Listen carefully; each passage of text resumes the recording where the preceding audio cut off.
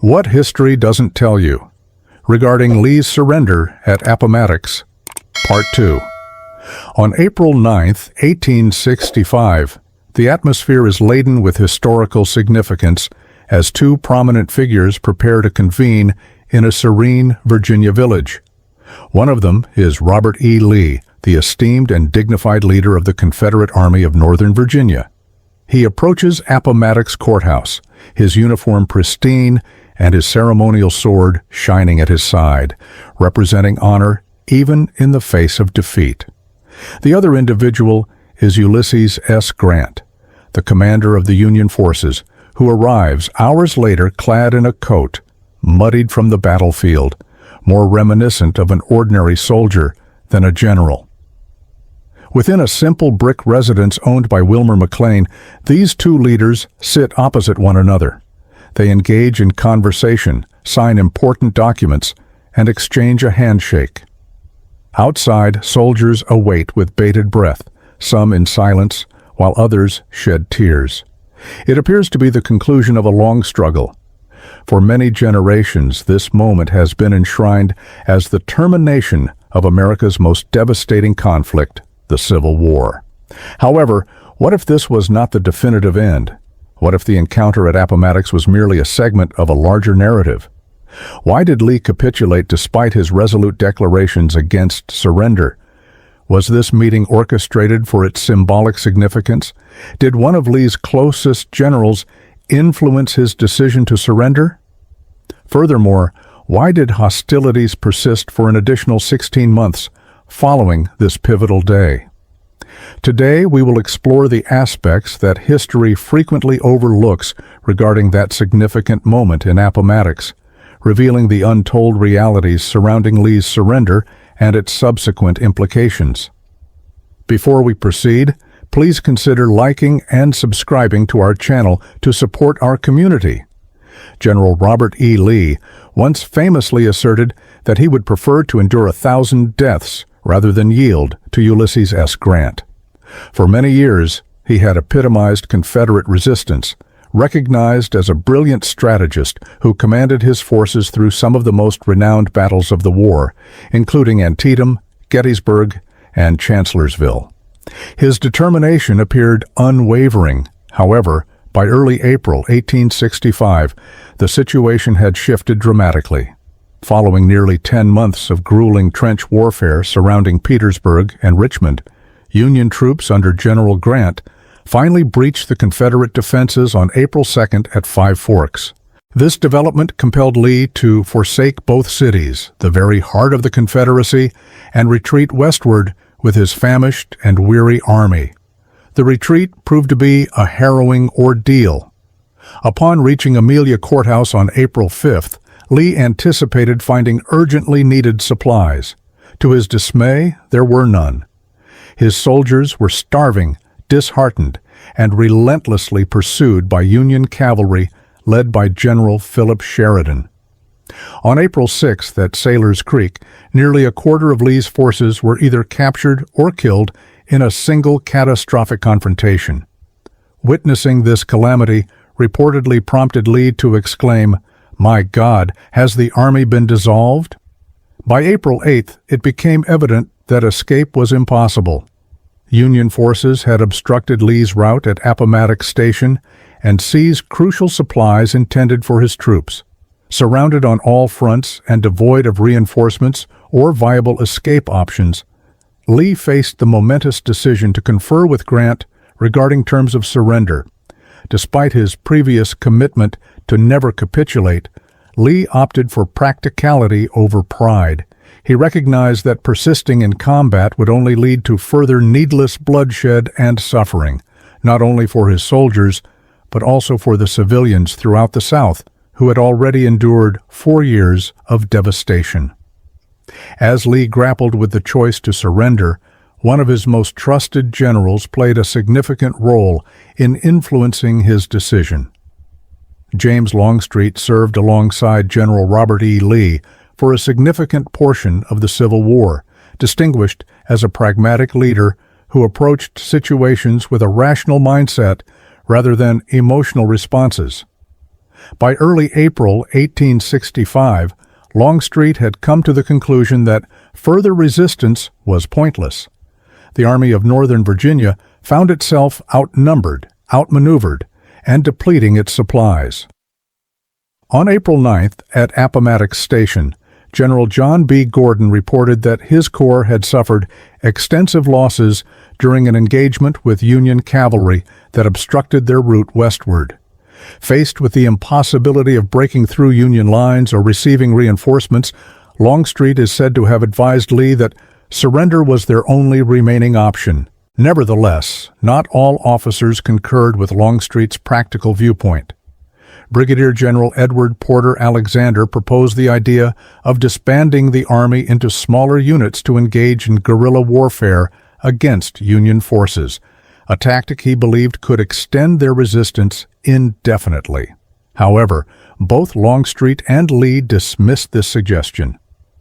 Longstreet's role during these critical moments exemplified his overall strategy throughout the war, characterized by practical decisions aimed at reducing unnecessary suffering, even if it entailed accepting defeat.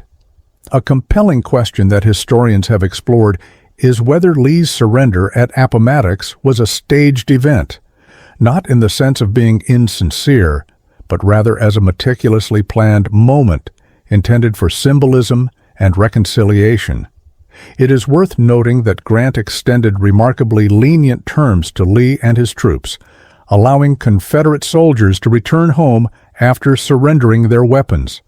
Officers were permitted to retain their sidearms and personal horses, and no one would face prosecution as long as they adhered to their paroles. Grant also provided sustenance for Lee's famished troops, totaling 25,000 meals. These provisions were not merely practical, they carried profound symbolic significance. By permitting Confederate soldiers to return home with dignity and allowing them to retain their horses for agricultural purposes, Grant fostered an atmosphere of reconciliation rather than retribution. This strategy was not solely Grant's initiative. It mirrored President Abraham Lincoln's aspiration for a harmonious reunification of the North and South. The location of the surrender, Wilmer McLean's house, further contributed to the symbolism. McLean had relocated there after his previous residence near Bull Run was damaged during one of the war's initial battles in 1861. Now 4 years later, fate had once again intertwined his life with history as hostilities concluded beneath his roof. Whether this was mere coincidence or a meticulously planned event remains uncertain, but it is evident that Appomattox transcended a mere military surrender, evolving into a symbol of national reconciliation. While Appomattox represented a pivotal moment in American history, it did not signify the complete dissolution of the Confederacy, as is commonly assumed. General Robert E. Lee surrendered solely his Army of Northern Virginia, leaving other Confederate forces still operational throughout the South. At that time, other Confederate armies remained active across extensive regions. General Joseph E. Johnston commanded tens of thousands of troops in North Carolina until his surrender on April 26th, following negotiations with General Sherman 17 days after Appomattox. Lieutenant General Richard Taylor continued to resist Union forces in Alabama and Mississippi until May 4th, when he ultimately surrendered upon learning of Johnston's capitulation. West of the Mississippi River, Lieutenant General Edmund Kirby Smith held out even longer, refusing to surrender until May 26th in Galveston, Texas. In the region known today as Oklahoma, Brigadier General Stan Watty, a Cherokee leader overseeing Native American forces, held out against surrender until June 23rd, making him the final Confederate general to capitulate. Similarly, Confederate President Jefferson Davis did not acknowledge defeat after his escape from Richmond on April 2nd. Captured on May 10th near Irwinville, Georgia, Davis maintained that guerrilla tactics could revive Southern aspirations for independence, a sentiment echoed by several Confederate commanders who persisted in their efforts well into mid-1865. While April 9, 1865, is frequently regarded as the symbolic conclusion of the Civil War, the situation was considerably more intricate. General Robert E. Lee's surrender at Appomattox Courthouse signified the dissolution of his Army of Northern Virginia, yet it did not imply that the entire Confederacy had surrendered. In reality, hostilities persisted in various regions of the South for weeks and even months following Appomattox. It was not until August 20th, 1866, 16 months later, that President Andrew Johnson officially proclaimed the Civil War to be over.